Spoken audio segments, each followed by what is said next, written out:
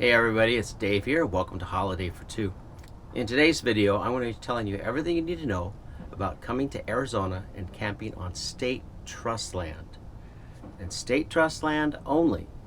I've talked about dispersed camping in the forest, I've talked about BLM camping, but I've never really talked about state trust land, at least camping in Arizona on state trust land.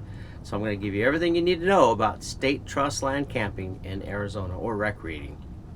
If you like this video and you find it helpful, give it a thumbs up, and don't forget to subscribe and ring that little bell on the side. That way you'll be notified when I put out more videos in the future. So let's take a look at everything you need to know today about state trust land camping in Arizona. So someday when my ship comes in, I know just what we'll do. We'll pack our bags and quit our jobs and have a holiday for two. We'll pack our bags and quit our jobs and have a holiday for two.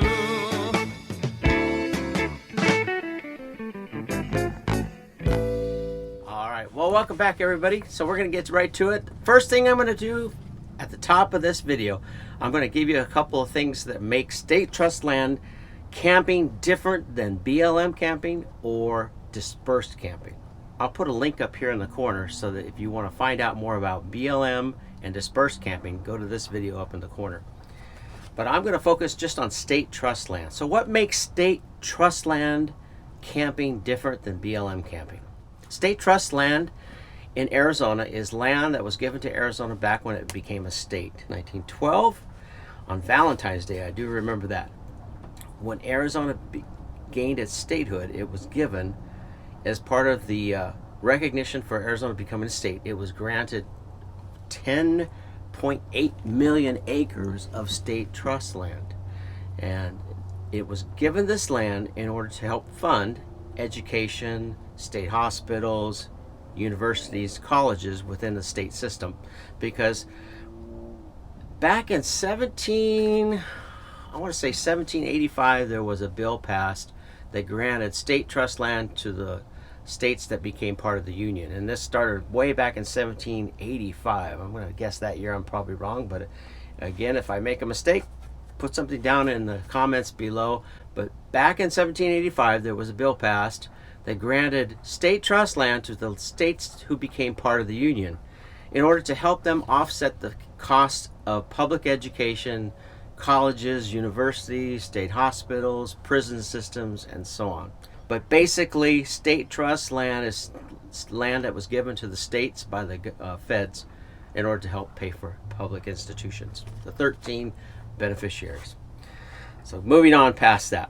So in order to camp on state trust land, there are a couple things you need to have. Number one, you need to have a state trust land permit. Now there's different kinds of permits. There's like group permits, there's individual permits, there's family permits. And anytime, sometimes when you get like a hunting permit or a hunting license, that also counts for that too. And those are different situations. But state trust land covers many, many acres in Arizona. And what a lot of people don't realize is that there's over 10.8 million acres of land in Arizona that you can camp on. But you do need to have that permit, and it's very easy to do. You're going to go online. I'll put a link down below in the description so you can go to the website and check out and see which permit you're going to need. Now, I get the family permit because that covers a lot of situations. When we go camping on state trust land, it's a $20 permit, but there are different kinds of permits for different situations. So the second thing you need to know about state trust land is the rules are similar to BLM camping. A lot of state trust land, there's a 14-day stay limit. Now, the funny thing is, state trust land camping areas are not as well organized as BLM camping areas. A lot of BLM camping areas are free, but there are some that you have to pay for too, like the long-term visitor area near Quartzsite, for example, or Yuma. There are what they call LTVAs, long-term visitor areas. And those are better organized, and there's also fees for this area. Check my video out on Quartzsite and the long-term area. I have a video called Boondocks and Rocks where I talk about some of this. But there are areas like south of Quartzsite called La Posa. and that's an area where you have to buy a permit to stay there. There's a short-term permit and a long-term permit. But let's move on to state trust land. State trust land is a $20 permit that I get, the family permit, and that covers me for the whole year. And what I suggest is, if you think you might want to do some state trust land camping in Arizona throughout the year, just buy a permit like in January or at the start of the season, which would be October 1st maybe, and then it's good all the way through the next year on October 1st. So you're covered for the whole year. So I'm going to share with you 5 spots that I think are really great little places to camp, maybe for a night, maybe 2 nights, maybe for a week or 2. BLM camping, like I said, is usually a little better organized. You have, especially on the long-term visitor areas, you have trash pickup available, you have dump stations available, you might have water available, you might have be close to communities where you can get groceries and stuff, like in Quartzsite, for example. But a lot of state trust land is not going to be accessible to any of those. You're going to have to carry your own water with you. You're going to have to pack it in, pack it out as far as garbage is concerned, and please make sure you leave it like you found it. You may have gates that you have to open and then shut again. A lot of state trust land camping areas that we've been to, there's gates, and you have to open the gate and make sure you shut the gate behind you, because it's usually shared with the ranchers and in the area, so they have cattle and they don't want the cattle to get out, or horses. So moving on past that, those are the things you need to know, the differences in state trust land and kind of how it got started way back when Arizona became a state. So what are some places that I found that are really great? Number 1, I'm going to go through these in kind of not in any particular order. Let me just start with the first one. I'm going to start with number 5 on my list. How's that? Number 5 is New River Road and Lake Pleasant Parkway. It's up north of Phoenix. On the way to Lake Pleasant, you go up Lake Pleasant Parkway along Carefree Highway, Highway 74, and then it turns into New River Road and goes on up north, or Carefree Highway goes through. I'll also put a little map on the video so you can see what I'm talking about. There's an area right there that I recently have been to, and it doesn't really have a name. I'm just going to call it New River Road State Trust Land area, and it's a huge area where people pull in there, sometimes for a couple days, sometimes for a week, sometimes 2 weeks, sometimes even longer. But you do need to watch that, because there is a 14-day stay limit. So there are sheriffs that come out and do check and patrol these areas. A good thing about it, well, it's north of Phoenix, it's close to town. They've just built a gas station down on Lake Pleasant Parkway and Carefree Highway there, a real nice gas station. So you're close to a place where you can get ice, and soda, and gasoline, propane, those kind of things. It's close to Lake Pleasant. It's right on Carefree Highway, so if you go a little farther east, you're going to run into Anthem and New River and Carefree, Cave Creek, those areas. If you go to the west, you're going to be at Lake Pleasant. You can go on up from Lake Pleasant, go up to north of Lake Pleasant, go to the lake, go do some fishing, go to Crown King. A lot of people ride their razors up that way and do Jeep rides up to Crown King. You name it. It's just kind of a real busy area right there. Now, how long that area is going to stay for dispersed camping, I don't know. I've heard rumors that they may be doing some development there in the next few years. So this may be an area that won't be around for long. So do check it out if you come in that area. Number 4 on my list is a place that I found recently on the way to Tucson. And I'll put a picture of it on here on the video so you can see where along it's between Picacho Peak and Tucson, near a little town called Red Rock, which is a growing little community right there. And if you turn right off like you're going to go to Red Rock and then go east, you're going to go about 4 or 5 miles, and there's state trust land right off the freeway there. If you go a little farther east, you're going to run into BLM camping. Do check it out, because if you just get right off the freeway there, that's state trust land. And I've seen people camping right off the freeway there. I'll put a picture on the video so you can see where I'm talking about. The funny thing is, when you go a little farther east, it turns into BLM land. And this is the crazy thing about Arizona. You can literally walk 100 feet and be in BLM land, and walk another 100 feet and be in state trust land. And so I do highly suggest that you have a map the best map that I found is Gaia Map. I keep it with me all the time on my phone or my tablet, and I can see right there on the map. It follows my GPS signal and shows me when I move from state trust land into BLM land and vice versa. So it's a good way to track where you are. And if you, sometimes you may not know it, but you're on state trust land, you're thinking you're in BLM land, and then a sheriff might show up. So you want to have that permit just to cover yourself. So let me go to number 3. I'm going to call this Vulture Mine Road, just south of Wickenburg. This is Vulture Mine Road near Wickenburg. And they are doing some renovating farther south of there at Vulture Mountain Recreation Area. They're doing some renovating right now. Maricopa County is renovating that whole area. And there used to be a nice little spot down there that you could boondock near the hiking area near Vulture Mountain or Vulture Peak down there. And you turned off the road and you could boondock. In fact, I did a video on that area, but it's changing.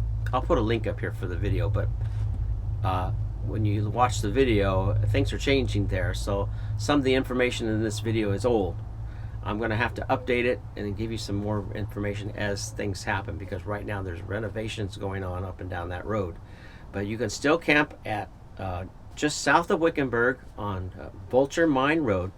There's a place right there where you can still camp on state trust land. And I'll put a link there. So it's the nice thing about it, you're close to Wickenburg. So like, let's say you want to go watch the rodeo, or you want to go into town. It's real easy to drive right into town. You're only about 1.5 miles or 2 miles from a Safeway. It's a great little spot. You're close to facilities. You're close to Wickenburg if you want to drive in and see some things. Maybe go have breakfast one morning, or just go see something in Wickenburg and do a little sightseeing. Number 2, an area that I found recently too is called, it doesn't really have a name, but I'm going to call it Trilby Wash. It's just south of Morristown. And I discovered it by accident because and when I'm driving down the road and I see campers off somewhere in the boonies, I get curious. So we'd go to the Morristown, or we'd go to the lake, and I'd be driving down Carefree Highway, and I look over and I'd see people boondocking off in the distance. I get curious. So I started doing some checking, and then sure enough, it's state trust land. And I'll show you a little link on the map on the video here where you can find it. But like I've said before in this, there's a gate that you have to open. You don't have a lot of room to pull off the highway and open that gate, so you might want to just keep that in mind. There is a little bit of room that you can kind of pull off, get out of your vehicle, open the gate up, and then drive on through. Make sure you shut the gate. But once you go through that gate and go on down the road, there are tons of places in there you can boondock. And it's state trust land. And it's just south of Morristown along the highway. I think it's the 60 that runs from Phoenix all the way up to Kingman, and it runs right through Morristown. Speaking of Morristown, my number 1 area I'm going to share with you here is near Morristown, and it's on Castle Hot Springs Road. If you're going to Morristown north of Phoenix, and I'm going to have to add a video to the video to show you where I'm talking about. But if you're going north on 60 to Morristown, there's a little sign that says Castle Hot Springs Road. Watch for that sign, and you're going to turn and go east on Castle Hot Springs. And from there, you're going to go about another 2 miles. There's private property in Castle, or along Castle Hot Springs Road in Morristown. It's private property. But there is a spot there where you cross over into state trust land, and the road turns to dirt. And right around that spot, you're going to notice off to the right an area where you might see people camping off in this area. It's not a huge area. It's large enough for maybe 12, 15 big rigs to park in there. So it's nice. There's plenty of room for a weekend little visit and stuff. It's not a huge spot. If you're used to Quartzsite, it's not as big as some of those places like down in Quartzsite. But it's nice enough for a weekend visit or something to pull off in there and camp. It's quiet. The road isn't too busy, but in the morning sometimes trucks do come from the gravel. There's a gravel business up Castle Hot Springs Road, and I've noticed this in the mornings that we camp there. Starting about 7 o'clock, you'll hear the big trucks coming with the gravel. 7 or 8 o'clock, and there'll be about 4 or 5 or 6 of them come, and they're going with their huge loads of gravel into Phoenix or Wickenburg to take that gravel for road projects and stuff. So just kind of keep that in mind. But at night, it is quiet and it's very peaceful at night. So great. We've enjoyed every time we've been there. You can also go up a little farther up Castle Hot Springs Road and go to San Domingo Wash area. And it's close to the same little spot near Morristown. State Trust land. You're going to go up a little road, and it's a very popular spot for people who like to go do mining. Gold panning is State Trust land. But if you're doing gold panning, here's another thing about State Trust land I need to add to the video. State Trust land is, if you're going to do any mining or gold panning and rock collecting, remember that you have to have permits to do that on State Trust land. If you find anything of value, then you're not supposed to do. How can I make this clear?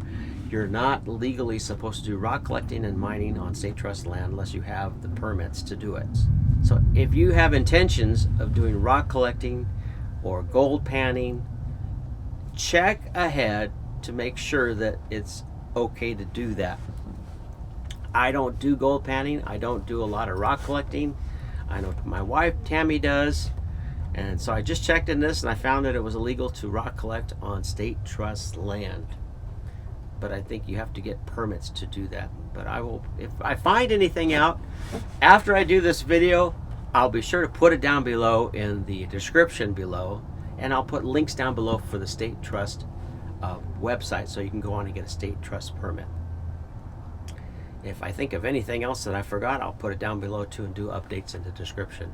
And please, if I forget something on this video that I skipped over, something that's important, make a comment below and let's share this information, because there is so much to find out about State Trust land and BLM land. I've lived in Arizona almost all my life, and there's things I'm just finding out now. So I hope you found this video helpful. Again, check the description below for updates, and safe travels wherever you guys go. It's a great time of the year to get out in Arizona and do desert camping. It's right now, it's November, December, and all the way through April and May, it's going to be great weather. Once May comes, then forget it. We go to the mountains and get out of the heat. So safe travels wherever you go. And again, if you like this video and you find it helpful, please hit the like button and subscribe and ring the bell. Take care. Catch you later, guys.